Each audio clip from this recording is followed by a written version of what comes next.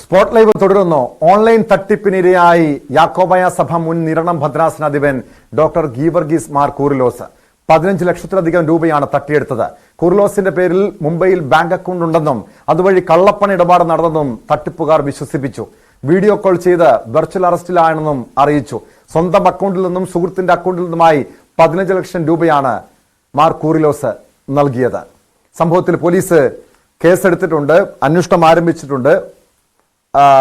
ഈ സംഭവം ഏറെ ഗൗരവമായി തന്നെ കാണേണ്ടതാണ്. കാരണം ഏതാനും നാളുകൾക്ക് മുൻപാണ് കൊച്ചിയിൽ, ഏതാനും ആഴ്ചകൾക്ക് മുൻപാണ് കൊച്ചിയിൽ ഒരു വൈദികൻ ഹണി ട്രാപ്പിൽപ്പെട്ട വൈദികന് പണവും മൊബൈൽ ഫോണും ഉൾപ്പെടെ നഷ്ടപ്പെട്ട സംഭവം ഉണ്ടായത്. ഇപ്പോൾ ഒരു മെത്രാപ്പോലിത്തയെ കബളിപ്പിക്കുന്ന ഓൺലൈൻ വഴി അദ്ദേഹത്തെ ഭീഷണിപ്പെടുത്തി 15 ലക്ഷം രൂപയോളം തട്ടിയെടുത്തൊരു സംഭവം ഉണ്ടാകുന്നു.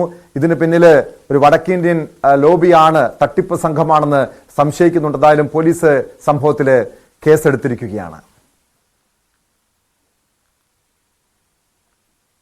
മാധ്യമങ്ങൾ കഴിഞ്ഞ ദിവസം റിപ്പോർട്ട് ചെയ്തതുപോലെ ഞാനൊരു ഓൺലൈൻ ചീറ്റിങ്ങിന് വിധേയനായി.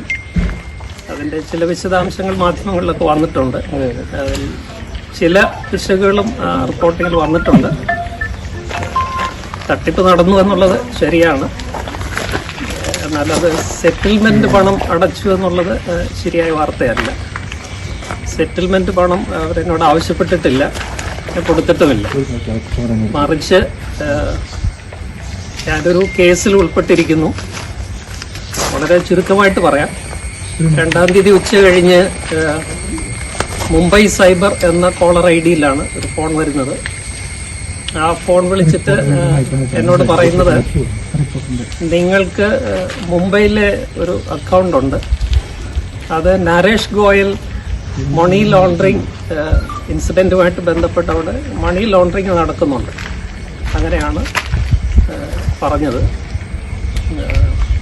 അപ്പോൾ അതനുസരിച്ച് അവിടെ ഒരു FIR രജിസ്റ്റർ ചെയ്തൊരു കേസ് എടുത്തിട്ടുണ്ട്. ഇമീഡിയറ്റ് ആയിട്ട് ബോംബെ വരണമെന്നാണ് എന്നോട് ആവശ്യപ്പെടുന്നത്. അപ്പോൾ ഞാനത് ഫ്ലാറ്റ്ലി റിജക്റ്റ് ചെയ്തു. എനിക്ക് കേരളത്തിൽ മാത്രമേ അക്കൗണ്ട് ഉള്ളൂ, കേരളത്തിന് വെളിയിൽ അക്കൗണ്ട് ഇല്ല. ഇങ്ങനെ ഒരാളുമായിട്ട് എനിക്ക് ബന്ധമില്ല, ഞാൻ അദ്ദേഹത്തെ അറിയത്തു പോലുമില്ല എന്ന് പറഞ്ഞപ്പോൾ അവർ പറഞ്ഞു കേസ് നിലവിലുണ്ട്, അതുകൊണ്ട് അത് അഡ്രസ്സ് ചെയ്തേ പറ്റൂ. ഞാൻ വീണ്ടും അത് നിഷേധിച്ചെങ്കിലും പിന്നെ അവർ പറയുന്നത് ഒരുപക്ഷെ നിങ്ങളുടെ പേര് ID ആരെങ്കിലും ദുരുപയോഗം ചെയ്തതായിരിക്കാം. എല്ലാം ഇംഗ്ലീഷിലാണ് അവർ സംസാരിക്കുന്നത്. പക്ഷേ നിങ്ങളുടെ ID ആണ് ദുരുപയോഗം ചെയ്യപ്പെട്ടിരിക്കുന്നത്, നിങ്ങളുടെ പേരിലാണ് അക്കൗണ്ട്. അതുകൊണ്ട് ഈ കേസ് നിലവിലുണ്ട്. അതുകൊണ്ട് നിങ്ങളുടെ പേര് അതിൽ നിന്ന് ഒഴിവാക്കി കിട്ടുവാനായിട്ട് അന്വേഷണവുമായിട്ട് സഹകരിക്കണം എന്ന് പറഞ്ഞു.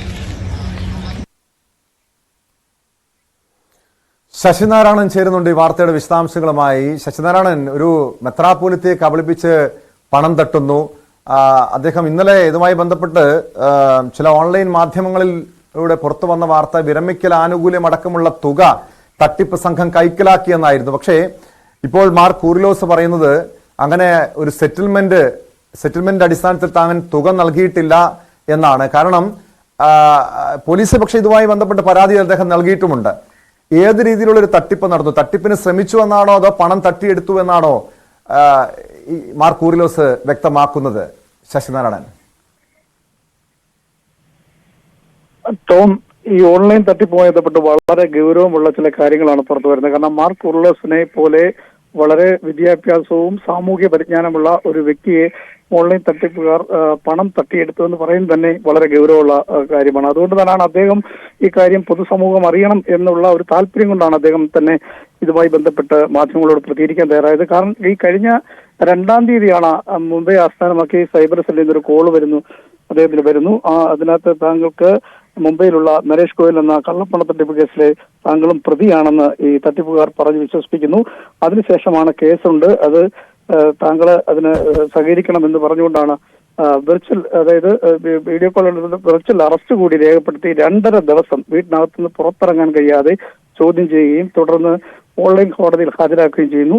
ആ കോടതിയിൽ ഹാജരാക്കുമ്പോൾ തന്നെ 15 ലക്ഷം രൂപ ആവശ്യപ്പെടുകയും ചെയ്യുന്നു. കാരണം കേസ് ഇല്ലാതാക്കാൻ വേണ്ടി 15 ലക്ഷം രൂപ തീർപ്പ് ലഭിക്കുന്നതിന്റെ പെർമിഷൻ അടക്കണമെന്ന് പറഞ്ഞു. അതിന് ജഡ്ജി വരുന്നു. CBIയുടെ ഓഫീസിന്റെ ചിത്രങ്ങൾ കാണിക്കുന്നു. വീഡിയോയിലൂടെ കൂടി തന്നെ CBI ഓഫീസിന്റെ ചില ദൃശ്യങ്ങൾ കാണിക്കുന്നു. പിന്നെ ഓൺലൈൻ കോടതിയിൽ ജഡ്ജിയുടെ സൗണ്ട് മാത്രമേ, പക്ഷെ കോടതി കാണിക്കുന്നു. ഇത്തരത്തിൽ വളരെ സമർത്ഥമായ രീതിയിൽ അദ്ദേഹത്തിന്റെ നിന്നും 15 ലക്ഷം രൂപ തട്ടിയെടുക്കുന്നു. 13 ലക്ഷം രൂപ മാത്രമാണ് എന്റെ കയ്യിലുള്ളത് എന്ന് പറയുന്നു കുർലോസ്. അതുപോരാ, 1,70,000 രൂപ കൂടി വേണമെന്ന് പറയുന്നു. അങ്ങനെ അക്കൗണ്ട് അയച്ചു കൊടുക്കാൻ പറയുമ്പോഴത്തേക്ക് അക്കൗണ്ടിന്റെ ഡീറ്റെയിൽ എല്ലാം അയച്ചു കൊടുക്കുന്നു. ആ അക്കൗണ്ട് പരിശോധിച്ചതിന് ശേഷം CBI ഉദ്യോഗസ്ഥൻ പറയുന്നത് സുപ്രീം കോടതിയുടെ നിരീക്ഷണമുള്ള ഒരു അക്കൗണ്ടിലേക്ക്, മുംബൈയിലുള്ള ഒരു അക്കൗണ്ടിലേക്ക് താങ്കൾ പണം അടയ്ക്കണം, നിങ്ങളുടെ അക്കൗണ്ട് ഫ്രീസ് ചെയ്തിരിക്കുകയാണ് എന്നും പറയുന്നു.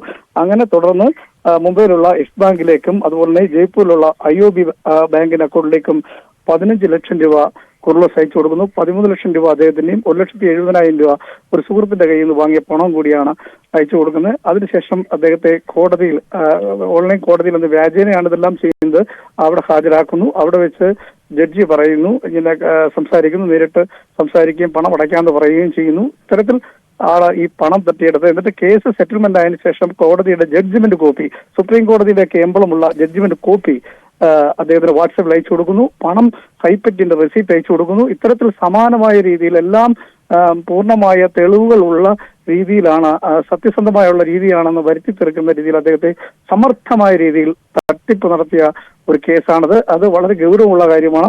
അതിനുശേഷം ഈ CBI ഉദ്യോഗസ്ഥൻ കേസെല്ലാം അവസാനിപ്പിച്ചതാണ്. കാരണം ഇതുപോലെ മാർ കുർലോസിനെ പോലെ ഇത്രയും ഈ സാമൂഹ്യ ബോധമുള്ള, കൃത്യമായ വാർത്തകളൊക്കെ നിരീക്ഷിക്കുന്ന, എല്ലാ വിഷയങ്ങളിലും ഇടപെടുന്ന ഒരു വ്യക്തി എങ്ങനെയാണ് ഈ തട്ടിപ്പിൽ ഇരയായത് എന്നുള്ളതാണ് ഏറെ അമ്പരിപ്പിക്കുന്ന കാര്യം. നേരത്തെ ശശിനാരായണൻ തന്നെ സൂചിപ്പിച്ചത്, ഇത്രയും വിദ്യാഭ്യാസമുള്ളൊരു വ്യക്തി, അങ്ങനെ നമ്മുടെ സമൂഹത്തിൽ ഇപ്പോൾ ഈ വിദ്യാസമ്പന്നരായിട്ടുള്ളവര്, അഭ്യസ്തവിദ്യരായിട്ടുള്ള ആളുകളാണ് ഇപ്പോൾ ഇതുപോലുള്ള തട്ടിപ്പിന്, ഓൺലൈൻ തട്ടിപ്പിനൊക്കെ ഇരകളാകുന്നത്. എങ്ങനെയാണ് തട്ടിപ്പാണെന്ന് പിന്നീട് അദ്ദേഹം തിരിച്ചറിഞ്ഞത്?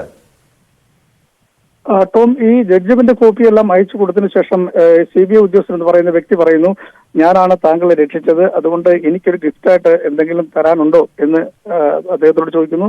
അവർ പറഞ്ഞു, എന്റെ കയ്യിൽ പണമില്ല, ഞാൻ എന്റെ കയ്യിൽ ഉള്ള പണമെല്ലാം നിങ്ങൾക്ക് അയച്ചു തന്നിട്ടുണ്ട്, അതെല്ലാം എന്തെങ്കിലും ഒരു ഗിഫ്റ്റായിട്ട് കിട്ടിയാൽ കിട്ടണമെന്ന് ആവശ്യപ്പെടുന്നു. അദ്ദേഹം അത് അപ്പോഴാണ് ഈ കുർലോസിന് ഒരു CBI ഉദ്യോഗസ്ഥൻ ഒരിക്കലും ഇത്തരത്തിൽ ഒരു പണം ആവശ്യപ്പെടില്ല എന്നൊരു സൂചന ലഭിക്കുന്നത്. തുടർന്ന് അദ്ദേഹം അഡ്വക്കേറ്റുമായി ബന്ധപ്പെട്ടതിന് ശേഷം ഈ സൈറ്റുകൾ പരിശോധിക്കുമ്പോഴാണ് സമാനമായ രീതിയിൽ നിരവധി തട്ടിപ്പുകൾ ഇത്തരത്തിൽ ഈ സംഘം നടത്തിയിട്ടുള്ളതായി കണ്ടെത്തുകയും പിന്നീട് പോലീസിലേക്ക് കീഴ്വായൂർ പോലീസിൽ പരാതി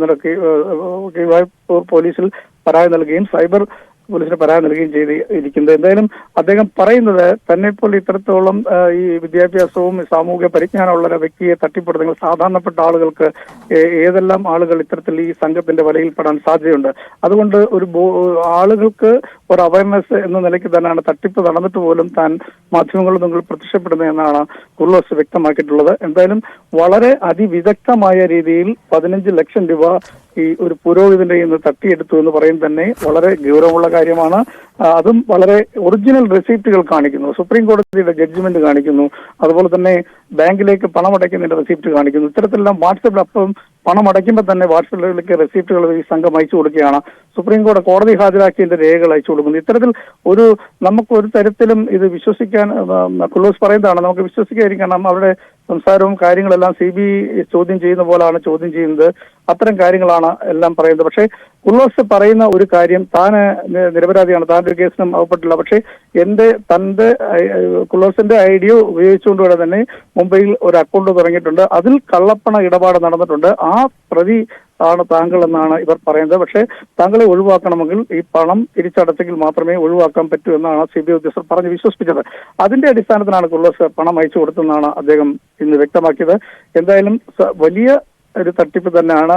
ഇത്രയും ഞാൻ ആദ്യം സൂചിപ്പിച്ചത്. എന്തായാലും ശശിനാരായണൻ, മാർ കുർലോസ് പോലീസിൽ പരാതി നൽകിയിട്ടുണ്ട്. നമുക്കറിയാം, കേരളത്തിൽ ഇപ്പോൾ സൈബർ തട്ടിപ്പുകളുടെ എണ്ണം ഗണ്യമായ രീതിയിൽ വർദ്ധിക്കുന്നു. കഴിഞ്ഞ 6 മാസത്തെ കണക്ക് വിവിധ ജില്ലാ പോലീസ് മേധാവികൾ പുറത്തുവിട്ടപ്പോൾ ഏകദേശം കേരളത്തിലെമ്പാടുമായി കഴിഞ്ഞ 6 മാസത്തിനിടെ 500 കോടി രൂപയോളം തട്ടിപ്പ് നടന്നു എന്നാണ് പുറത്തു വന്ന വിവരങ്ങൾ. പക്ഷേ ഈ കേസുകളിലൊന്നും ഏതാനും ചില ആളുകളെ മാത്രമാണ്, തട്ടിപ്പ് സംഘത്തെ മാത്രമാണ് പിടികൂടാൻ കഴിഞ്ഞത്. മാത്രമല്ല, ഈ തട്ടിപ്പ് സംഘം കൊണ്ടുപോയ കോടികളില് 5% മാത്രം തുകയാണ് വീണ്ടെടുക്കാനും കഴിഞ്ഞത്. ഇദ്ദേഹത്തിന് ഇപ്പോൾ മാർ കുർലോസിനെ സംബന്ധിച്ച് 15 ലക്ഷം രൂപ നഷ്ടപ്പെട്ടു. പോലീസ് കേസെടുത്തിട്ടുണ്ട്. പക്ഷേ ഈ പ്രതികളിലേക്ക് എത്തുക, ഈ പണം തിരികെ കിട്ടുക എന്ന് പറയുന്നത് അത്ര എളുപ്പമുള്ള കാര്യമാണോ? പോലീസ് ഈ വിഷയത്തിൽ പോലീസിന്റെ ഇടപെടൽ നടപടി എങ്ങനെയാണ്? ടോം, ഈ ഓൺലൈൻ തട്ടിപ്പുമായി ബന്ധപ്പെട്ട് നമുക്കറിയാം ഇത്തരം കേസുകളെല്ലാം ടോം സൂചിപ്പിച്ച പോലെ തന്നെ ഈ പണം തിരിച്ചു കിട്ടുക എന്ന് പറയുന്നത് അസാധ്യമാണ്. ഇത്തരം പ്രതികളിലേക്ക് എത്തിച്ചെല്ലാനായിട്ട് ഒരുപാട് നൂലാമാലകളുണ്ട്. സൈബർ കേന്ദ്രങ്ങൾക്ക് സൈബർ പോലീസാണ് ഇതുമായി ബന്ധപ്പെട്ടുള്ള അന്വേഷണങ്ങളും കാര്യങ്ങളും ഒക്കെ നടത്തുന്നത്. പക്ഷേ എത്തരത്തിൽ അന്വേഷണം നടത്തിയാലും ഈ തട്ടിപ്പ് നടത്തിയ പണങ്ങൾ പലവും ഈ തട്ടിപ്പിനിരയായവർക്ക് തിരിച്ചു ലഭിക്കാത്ത ഒരു സാഹചര്യം ഉണ്ട്. അത് നമുക്ക് നേരത്തെ സമാനമായ തട്ടിപ്പുകളെല്ലാം നോക്കുമ്പോൾ മനസ്സിലാവും. ഈ കുർലോസിനെ തട്ടിപ്പ് നടത്തിയ ഈ നരേഷ് ഗോയൽ എന്ന് പറയുന്ന സൈറ്റിൽ അവർ പരിശോധിക്കുമ്പോൾ സമാനമായ രീതിയിൽ മുംബൈയിൽ ഒരു ചാർട്ടേഡ് അക്കൗണ്ടായ 37 വയസ്സുള്ള യുവതിയെയും സമാനമായ രീതിയിൽ സംഘം തട്ടിച്ചിട്ടുണ്ട്. അതായത് തട്ടിപ്പടത്തിയിട്ടുണ്ട്. 37 ലക്ഷം രൂപയാണ് അവരിൽ നിന്നും ഈ സംഘം തട്ടിയെടുത്തത്. അത് ഇന്നലെ ഈ തട്ടിപ്പ് നടന്നതിന് ശേഷം ഈ കുർലോസിന്റെ അഡ്വക്കേറ്റും കുർലോസും കൂടെ ഈ സൈറ്റ് പരിശോധിച്ചപ്പോഴാണ് ഇത്തരത്തിൽ വ്യാപകമായ രീതിയിൽ പലതരത്തിലുള്ള തട്ടിപ്പുകൾ ഈ സംഘം നടത്തിയിട്ടുള്ളത്. അതുകൊണ്ട് ഈ പണം തിരിച്ചു കിട്ടുക, ഈ പ്രതികളിലേക്ക് എത്തുക എന്ന് പറഞ്ഞ പോലീസിനെ സംബന്ധിച്ച് വലിയ പരിശ്രമം എടുക്കേണ്ട കാരണം ശ്രമകരമായ ഒരു ജോലിയാണ്. കാരണം വ്യാപകമായി ഓൺലൈൻ തട്ടിപ്പുകൾ പഴുതുകൾ അടച്ചുള്ള രീതിയിലാണ് ഈ സംഘം പലപ്പോഴും പ്രവർത്തിക്കുന്നത്.